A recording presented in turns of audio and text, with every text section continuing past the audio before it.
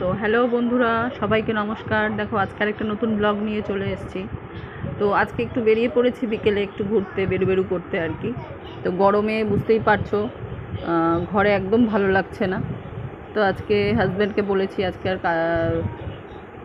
বেরোতে হবে না, আজকে আমাদেরকে নিয়ে জাস্ট একটু বেরাও।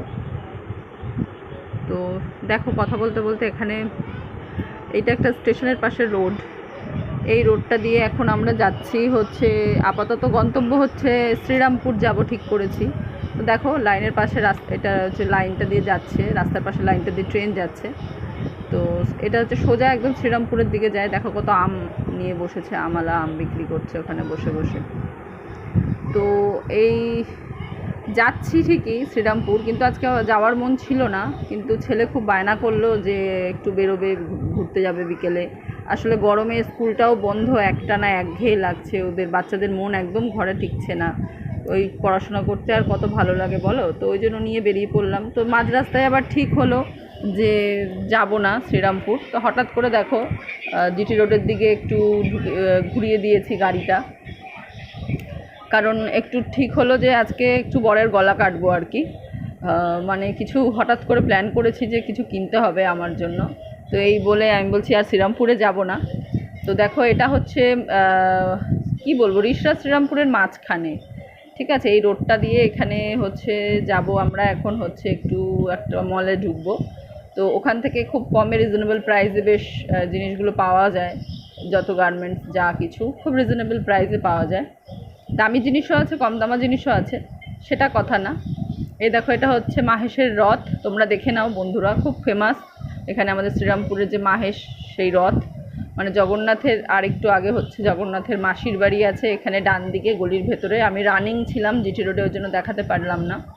তো কোনো সময় তোমাদেরকে সামনাসামনি ভিডিও করে ছাড় দেবো আমি, দেখবে তোমরা। তো দেখো কথা বলতে বলতে চলে এসেছি এখানে। কিছু টি শার্ট নেব গরমে।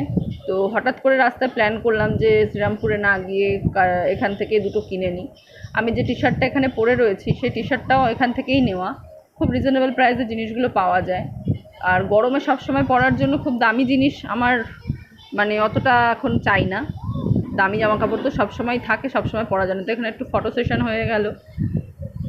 এখানে ছেলেকে বলছি দাঁড়া তুই সরে যা, আমি একটু ছবিটা নিজে তুলে নিই। তো দেখো এখানে ছেলের সঙ্গে বকবক করছে, ছেলে ওখানে গিয়ে বায়না করছে মা লজেন্স খাবো। তো আমি বললাম দাঁড়া, এখানে জামা কাপড় কিনতে এসছি, এখানে লজেন্স নেই। তো এখানে কর্তাকে জিজ্ঞাসা করছি যে কোনটা নিলে ভালো হয়, কি হয়। দেখছি নিজেকে কোনটা ভালো লাগে।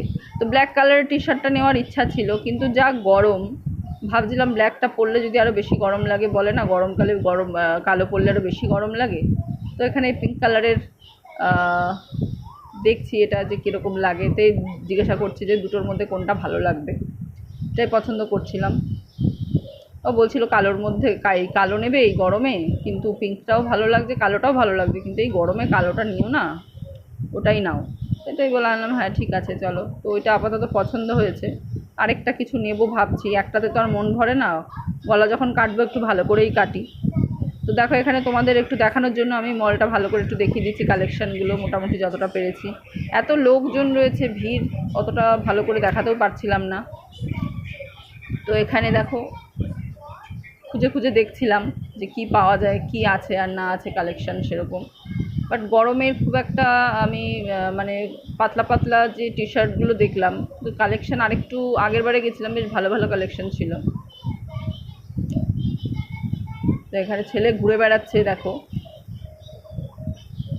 আমি ওখানে জামা কাপড়গুলো পছন্দ করছি যে আর কি নেব। একটা টি শার্ট নিয়েছি আমি পছন্দ করে, তার একটা কিছু নেওয়ার জন্য আমি ঘুরছি, আমার পছন্দ হচ্ছে না। তো এখানে ছেলে ঘুরে বেড়াচ্ছে, ছেলে কাজ পাচ্ছে না, ও বোর হয়ে যায় কোথাও গেলে, বলে মা কোলে নাও। মানে ও এসব তো বোঝে না অতটা যে কী করছে না করছে, বলছে মা তুমি ঘুরছো কেন। আমি তো সব খুঁজে খুঁজে দেখছি। তারপর আরেকটা দেখতে পাচ্ছ এখানে বিলিং করছি। তো এখানে দুখানা টি শার্ট নিয়ে নিয়েছি আমি পছন্দ করে। তো চলো, বিলিং হয়ে গেছে। তো ছেলের হাতে এই যে আমি এখন, আমার কাছে একটা টোকেন দিয়েছিল, আমি ব্যাগটা রেখেছিলাম। তো ছেলেকে বললাম বাবু তুই টোকেনটা নিয়ে ওটা দে, তাহলে আমাদের যে ব্যাগটা রেখে এসেছি বাইরে সেটা আমাদের দিয়ে দেবে। ওটার মধ্যে জলের বোতলগুলো রয়েছে, যা গরম, জলের বোতল না নিয়ে বেরোলে তো হয় না। রাস্তাঘাটে, ওটাই সবার আগে মাস্ট। তো চলো, এখানে কেনাকাটা হয়ে গেছে, এবার ফেরার পালা। তো দেখো, এটা হচ্ছে আমাদের কোন্নগরের রোড, আমরা থাকি হচ্ছে কোন্নগর। তো কোন্নগরের ফেরার টাইমটা আমি কিছুটা ক্লিপ করার চেষ্টা করলাম যতটা পারা যায় বাইকে পিছনে বসে, কারণ কোন্নগর আমাদের এত জনসংখ্যা, এত জ্যাম রাস্তা, যে মানে কি বলবো, এখানে মানে একটা মিনিটও পা ফেলার জায়গা নেই। তো যতটা পেরেছি তোমাদের দেওয়ার চেষ্টা করেছি। গাড়ি পুরো রানিং। তো দেখো, এটা হচ্ছে টানেল, কারণ কোন্নগরের মেন রোডে এত ভিড়, তো যে কারণে আমরা এই টানেলটা ইউজ করি। এই টানেলটা দিয়ে মানে বড় বড় গাড়িগুলো পাস হয়, তো ওই জন্য ফাঁকা থাকে। তো কিছুটা সময় ওই কারণে আমরা এখান থেকে যাওয়া আসাটা করি,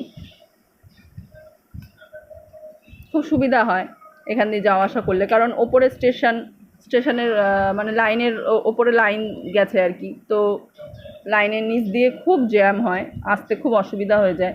তো ওই জন্য টানেলটা ইউজ করি আমরা। আমরা না, মানে অনেকেই ইউজ করে। তো আজকের মতন ভিডিও এই অবধিই দিলাম তোমাদের।